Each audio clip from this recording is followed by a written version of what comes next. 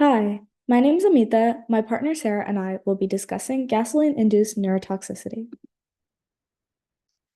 To give you some more of an understanding about our topic and a bit of background information to help you understand our topic, we need to unfold what is gasoline-induced neurotoxicity. So, what this is and what this refers to is the harmful effects on the nervous system caused by exposure to gasoline, primarily through inhalation of its vapors or prolonged skin contact.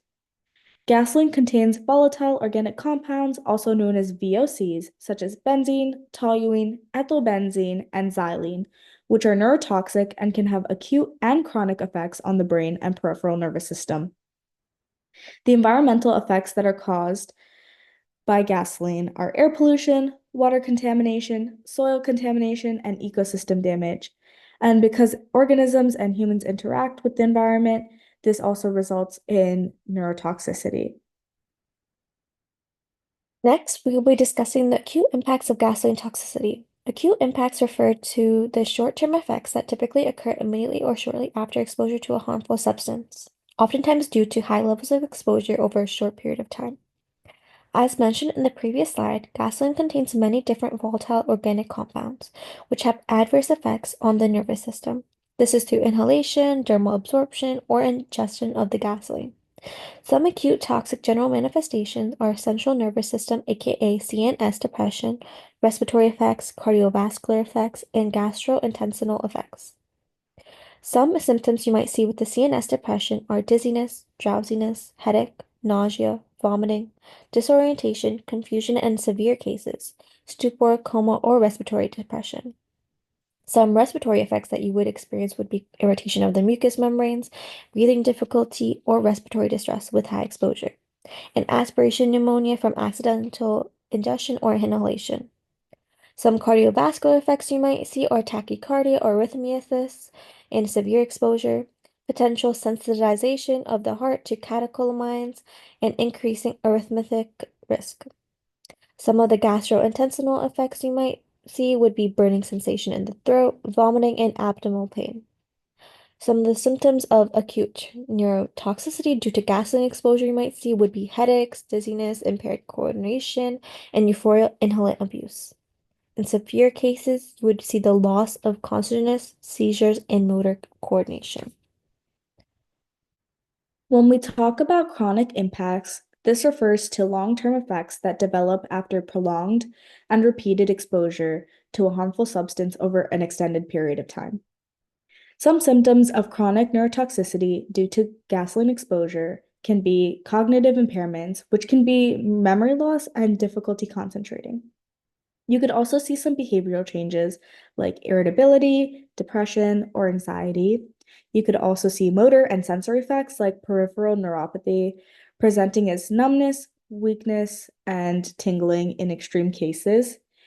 And neurodegenerative potential happens when there is prolonged exposure, which may lead to irreversible damage. And some examples of that damage can be myelin sheath disruption or axonal degeneration. There are a plethora of molecular mechanisms involved in gasoline-induced neurotoxicity, including lipid solubility, oxidative stress, exotoxicity, neuroinflammation, disruption to neurotransmitters, myelin damage, and last but not least, peripheral neurotoxicity. Here, we're going to be talking about lipid solubility. Gasoline components are lipophilic, meaning that they are fat soluble, which then results in the components of the gasoline to pass through the blood-brain barrier with ease. Once these components are in the BBB, also known as the blood-brain barrier, and CNS, they are able to dissolve neuronal membranes, which disrupts the function of the neurons. There are disruptions with the membrane fluidity, which affects the function of ion channels, receptors, and transport proteins. There are also disruptions to the synaptic transmission, which then alters the release and reuptake of neurotransmitters like glutamate, GABA, dopamine, and serotonin. When we talk about oxidative stress as a molecular mechanism of gasoline neurotoxicity, this is when many hydrocarbons in gasoline undergo metabolic oxidation to form reactive metabolites and free radicals. So, what these free radicals do are that they are very reactive to oxidative species, which are very damaging to neuronal components. So this then disrupts lipid peroxidation, which then deteriorates and in the integrity of myelin sheath, which slows down nerve conduction. These free radicals also damage DNA, which then causes impairments to neuronal repair and may trigger apoptosis. The free radicals also disrupt protein oxidation, which in turn disrupts enzyme and structural proteins critical for neuronal function. And there are obviously also issues within the mitochondria because the ROS accumulation leads to deficits in ATP production and decreased energy in neurons. Next, we'll be discussing about exotoxicity. Gasoline exposure interferes with glutamate homeostasis, the primary excitatory neurotransmitter in the CNS. Excess glutamate release or reduced uptake leads to prolonged activation of NMDA, also known as the N-methyl D-aspartate receptors. Sustained calcium influx damages neurons by activating proteases, phospholipases, and other degradative enzymes. This then creates a drastic impact on neuronal death. Another molecular mechanism of gasoline-induced neurotoxicity is neuroinflammation. This is when hydrocarbon exposure activates microglia. Microglia are the immune cells in the brain, and when microglia is activated, this then leads to the release of pro-inflammatory cytokines. When there is chronic inflammation, this then results in astrocyte dysfunction, which impairs the brain's ability to regulate neurotransmitters and maintain homeostasis. It also results in neuronal apoptosis due to sustained cytokine exposure. Next, we'll be discussing about disruption to the neurotransmitters. Gasoline toxicity results in disruption to multiple neurotransmitter systems. Let's talk about the GABAergic system. Here, hydrocarbons depress inhibitory neurotransmission by altering GABA receptor activity, leading to seizures, motor incoordination, and sedation. Next, let's speak about the dopaminergic system. Chronic exposure affects dopamine production and transport, contributing to mood disorders like depression and anxiety. Next, there's the cholinergic system, where choline and related compounds impair acetylcholine receptors, which are crucial for learning, memory, and neuromuscular function. The last molecular mechanism we will be discussing is myelin damage and peripheral neurotoxicity. Chronic exposure to gasoline may impair oligodendrocytes, which are myelin-producing cells in the central nervous system, as well as Schwann cells, which are myelin-producing cells in the peripheral nervous system. When these myelin-producing cells are impaired, this leads to peripheral neuropathy, which is numbness, tingling, and weakness, as well as slowed central nervous system conduction velocities. This happens from lipid peroxidation in myelin sheaths, as well as disruption of axonal transport due to oxidative damage. Moving on to the dosage thresholds for gasoline neurotoxicity. In humans, acute effects such as dizziness and headaches occur at concentrations above 2,600 ppm, while chronic sniffing leads to severe neurological issues like ataxia and tremors. Ingestion thresholds vary significantly, with adults experiencing severe intoxication at 20 to 50 grams and fatalities around 350 grams, while children, on the other hand, can suffer fatal outcomes with as little as 10 to 15 grams. For animals, acute exposure in dogs causes neurological effects at 10,000 ppm and fatalities at 25,000 ppm. Chronic studies in rats show no overt neurotoxicity at 400 to 1500 ppm, but prolonged exposure at 1500 ppm can lead to spinal degeneration. These findings emphasize the importance of controlling exposure levels to mitigate these risks. Let's now focus on the specific components of gasoline and occupational exposure standards.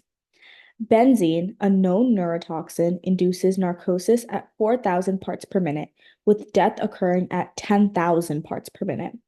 Xylene affects reaction time and manual dexterity at concentrations above 90 parts per minute. Toluene impairs memory and performance at 100 to 150 parts per minute, and methanol exposure causes headaches and vision issues at 300 to 3,000 parts per minute. Occupational safety standards are crucial in limiting exposure. The ACGIH threshold limit values allows up to 300 parts per minute for an 8-hour shift, while the emergency response planning guideline sets a maximum of 1,000 parts per minute for up to 1 hour without severe effects.